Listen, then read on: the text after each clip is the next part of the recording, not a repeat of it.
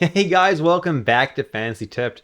Julian here for another episode. This one, my final episode in the series of videos that I'm doing about individual NHL teams, their projected lines, and those players' fantasy relevance, and if they're being drafted at a good spot, or if maybe they're a steal at their current ADP. This one is about the Winnipeg Jets.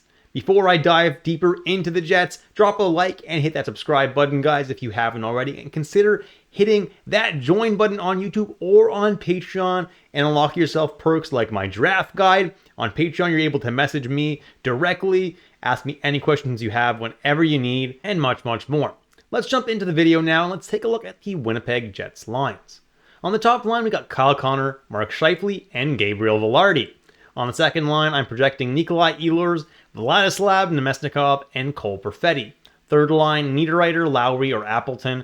And on the fourth line, Barron, Gustafsson, or Iafallo. But Iafallo could end up finding himself higher in the lineup as well. Jumping into their noteworthy players, the first guy on the list is Connor Hellebuyck, being drafted at an ADP of 25.6.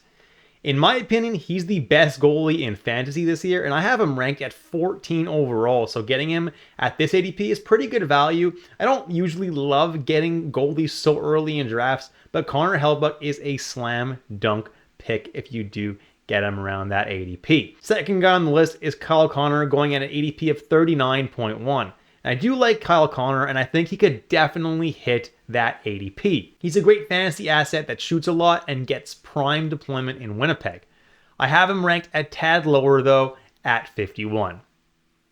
The next guy is Josh Morrissey, going on an ADP of 52.4, and I do love Morrissey, and I have him ranked as the 9th best defenseman in fantasy this year. If the top defensemen are going early in your draft, I definitely don't mind grabbing Morrissey this early. Otherwise, I'd wait just a little bit more to grab him. The next guy is Mark Scheifele, and he's someone who's being seriously underrated this year with his ADP of 129.3. Kind of like a lot of other natural centers this year, he's going a lot later in drafts, and I believe that he's easily a top 75 player if he stays fully healthy, so definitely good value if you get him here. Next, Nikolaj Ehlers has an ADP of 140.1. I have him ranked at 125 this year, and he's one hell of a hockey player and definitely has top 100 upside. But he hasn't quite shown the consistency that we would like to kind of see over the past few years. That being said, getting him at 140 could be an absolute steal if he plays to his peak, which he just might do this year because it's a contract year for him, and he's going to want to make lots of money in his next contract. So if he has a good year this year, he definitely will do that. The next guy on this list is Neal Pionk. I have Neal Pionk ranked just outside my top 200 fantasy players this year, so if you're at the end of your draft and you're looking for a pretty safe defenseman, as long as you've got hits in your league, Pionk is a pretty solid later round pick with a low ceiling, but a pretty safe floor. He's going to get you around 30-35 points and put up a good amount of hits. Next guy on this list is Gabriel Vilardi, going at an ADP of 173.4. Had kind of an up and down year last year with very hot streaks and very cold streaks. 36 points in 47 games. Obviously struggled to stay healthy as well. Now this year is a contract year for Gabe Vilardi. He'll have all the motivation in the world to keep his play elevated like we saw during certain stretches last year. But will we finally see that consistency in his game? I think that we finally might. He could be a real steal at his current ADP. Next guy is Nino Niederreiter, going an ADP of 188.0. I have Nino Niederreiter ranked as my 225th best fantasy player this year, which means he probably should be drafted in incredibly deep leagues, but should go undrafted in the rest. He's going to continue to get third line minutes with Lowry and PP2 time only, which is decent, but not incredible deployment. And unless you're in a very, very deep league, I don't really recommend drafting DeMelo.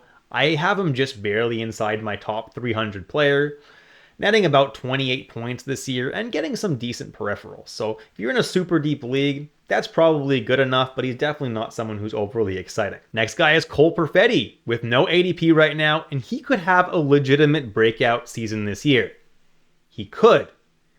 But the second line this year is likely being centered by Vladislav Namestnikov, which is not overly exciting. And he may not see power play one time this year, so I'm not too excited about him overall. That being said, if the preseason starts and he starts absolutely lighting it up, then maybe we take a look at him. For now, I'm not overly interested. Adam Lowry is always a solid player, and I have him ranked as the 246th best fantasy player this year. So if you're in a super deep league, go for it.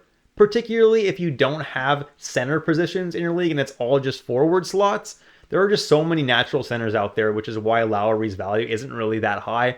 But again, if you're in a super deep league and your league has just forward slots or something like that, Lowry is definitely serviceable. And finally, Alex Iafallo. And I really do like his positional eligibility with center, left wing, and right wing eligibility this year. There's a chance that Iafallo gets some deployment in the top 6 at some point in Winnipeg if there's an injury. If he does, he may temporarily gain some fantasy value. But as of right now, I don't really think that he has any. And that's it for this video, guys. If you enjoyed it, drop a like and hit that subscribe button if you haven't already. Leave a comment, let me know what you thought of this video, any comments you might have on it, and I'll catch you in the next episode of Fantasy Tipped.